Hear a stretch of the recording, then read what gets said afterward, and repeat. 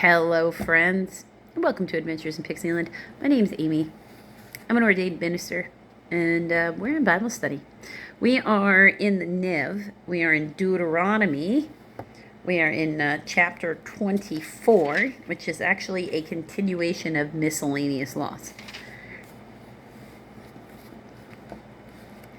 If a man marries a woman who becomes displeasing to him because he finds something indecent about her, and he writes her a certificate of divorce, gives it to her, and sends her away from his house. And if after she leaves his house she becomes the wife of another man, and her second husband dislikes her and writes her a certificate of divorce, gives it to her, and sends her from his house, or if he dies, then the first husband who divorced her is not allowed to marry her again after she has been defiled.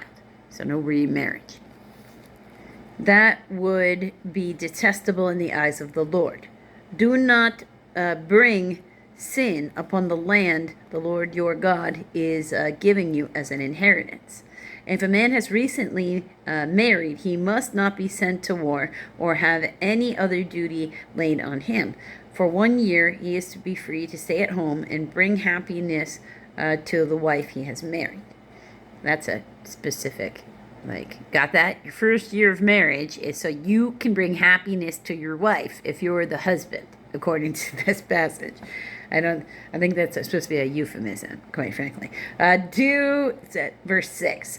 Do not take a pair of millstones, not even the upper one, as a security for a debt, because that would be taking a man's livelihood as security. If a man is caught kidnapping one of his brother Israelites and treats him as a slave or sells him, the kidnapper must die. You must purge the evil from among you. Now remind you, that's exactly what Joseph's brothers did to him. Sold him into slavery because they were jealous about the coat that Dad gave him and the dreams he had. And he was probably a little obnoxious, because younger brothers can be. In the case of leprous, where this word in Hebrew is used for any kind of skin disease, it doesn't have to be leprosy.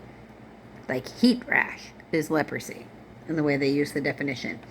In a case of leprous diseases, be very careful to do exactly as the priests who are Levites instruct you. You must follow carefully what I have commanded them. Remember that what the Lord your God did to Miriam along the way after you came out of Egypt.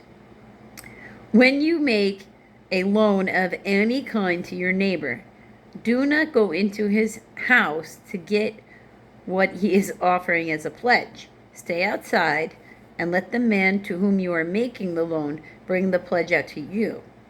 If the man is poor, do not go to sleep with his pledge in your possession. Return his cloak to him by sunset so that he may sleep in it.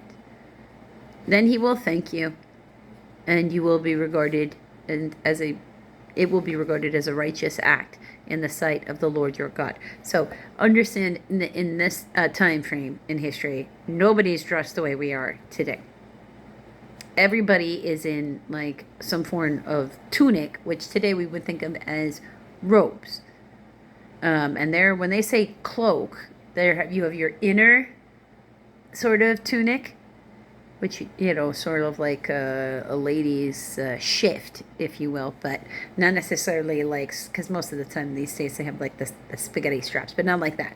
This would be just a shorter sleeved under thing that you would, depending on how long your robes are, would go either to your knee or your ankles, because it's going to depend time frame, history, person, job, that kind of thing. And then you'd have an outer layer that goes on top of that, and then another one, because you eventually do want yourself as covered as possible so that you don't completely burn up in that sun that is 100 degrees in the summertime hot.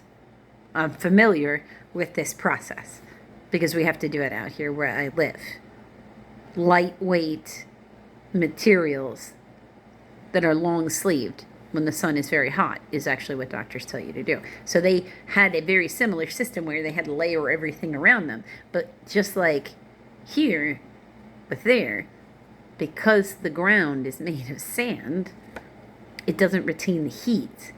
So when the night drops, it can drop 30, 40 degrees. Boom, just like that overnight. We can be 70 in the day and 40 at night. So a person without their outer cloak is trying to sleep in their tent house with no blanket, because it's essentially usually their blanket.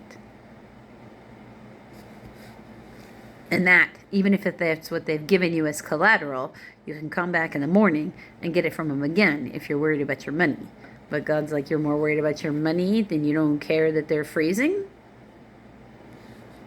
Verse 14, do not take advantage of a hired man who is poor and needy, whether he is a brother Israelite or an alien living in one of your towns. Pay him his wages each day before sunset, because he is poor and is counting on it. Otherwise, he may cry to the Lord against you, and you will be guilty of sin. Fathers shall not be put to death for their children, nor children put to death for their fathers. Each is to die for his own sin. Now, I'm going to repeat that again. Fathers shall not be put to death for their children, nor children put to death for their fathers. Each is to die for his own sin. I say that again because there, again, with the esoteric world people and the metaphysics world people, where they like to talk about like destiny swapping or like some kind of energy exchange. Like you can be found guilty of, sins you didn't do. And it's like, no. God is consistent with that. You know how many times Moses threw himself on the foot, like face down in front of God, wanting to take on, don't punish them, punish me. I'll promise I'll pay the sin. You put it. And God's like, no, Moses. That's not how it works. So, that's not how it works. They don't, if you were to take on the punishment for them, how do they learn not to act that way? Okay. And it's, it's his plan. Do not deprive the alien or the fatherless of justice, or take the cloak of the widow as a pledge. Remember that you were slaves in Egypt, and that the Lord your God redeemed you from there. That is why I commanded you to do this. When you are harvesting in your field, and you overlook a sheaf, do not go back to get it.